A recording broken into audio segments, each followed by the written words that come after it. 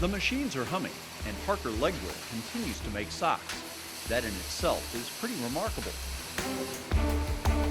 It's been a tough ride, but I think we're coming out the back end in a positive manner. We didn't give up. Was it tough? Yes, but there is some satisfaction in coming through the storm.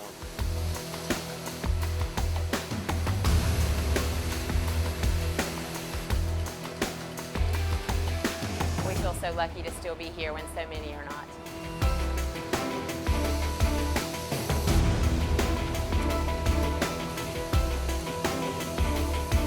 We're still here. Our motto is we're too dumb to quit.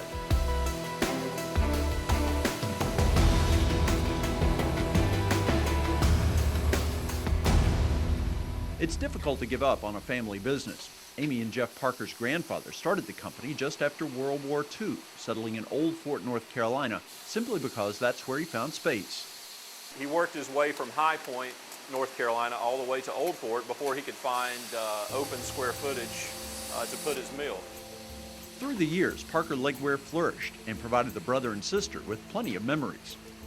As a child, coming up here with my father, and he would allow us to play on the conveyor belts and forklifts. Totally against code, I'm sure.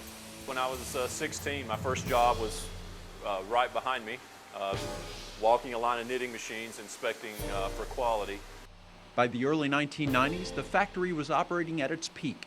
2 million dozen a year times 12 pairs, so about 24 million pairs of socks per year. The picture is much different today, though. We do about 6 million pairs a year, and about 20 or 30% of that is made here. The environment changed, not just for Parker Legwear, but for textile manufacturers throughout the country. The volume that this country used to do in textiles is gone, so you have to be specialized and come up with a brand new idea. Since the mid-90s, when the NAFTA and GATT treaties were signed, it's been really it's been a struggle. With the changing landscape, the company had to adapt to survive. A lengthy family history was dependent upon it, as were many employees in the town. It's truly a family. We're in a small town here in North Carolina, so, you know, everybody knows the history and has watched it ebb and flow, and we want to make it work for us and for them. It would have been easy to walk away in the late 90s, early 2000s, but I guess that's not in us. It's not in our employees. Everyone wanted to grind it out, and I'm very proud of that. While the desire might have been to keep all the production in Old Fort, reality dictated that Parker send some of it to other countries.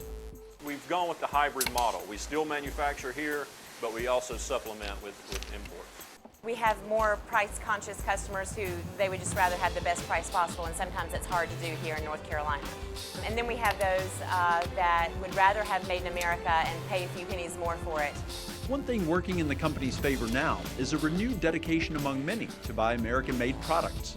Just general patriotism. You know, I think people genuinely believe that to create wealth, you need to make something. We think Americans are becoming more conscious of where the product is made, what the product is made of. In that regard, Parker Legwear took additional steps to respond to the public's appetite for more environmentally friendly products. We bring in recycled t-shirt material. It's blended with water bottles that have been crushed up and re-extruded into polyester. Landing contracts for socks using recycled fibers provided another argument for maintaining a manufacturing presence in this location. It's easier to control what goes in your product if you make it here under our roof. We know exactly what recycled materials we're bringing in. We know exactly how the product's made. This still might not have worked if the company hadn't spent a good deal of money to automate the knitting process. We have to be lean with our labor cost, or producing domestically is not going to be an option. So, you know, we do more with less people now, and of course with our machinery being state-of-the-art and very automated, that helps a lot. Automating has made Parker Legwear much more efficient and could be the key for the American textile industry to compete with cheap labor costs elsewhere. Sock manufacturing could be a lights-out operation here in America now with the automation that's gone on. Amy and Jeff say a critical maneuver for them was holding onto their equipment when it looked like the more sensible move would have been to get rid of it. Years ago we thought we'd never use it again, so we might as well sell it, but that's just not how we feel anymore. Where there used to be 300 or 350 mills in this country producing socks, it's never going to be like that again.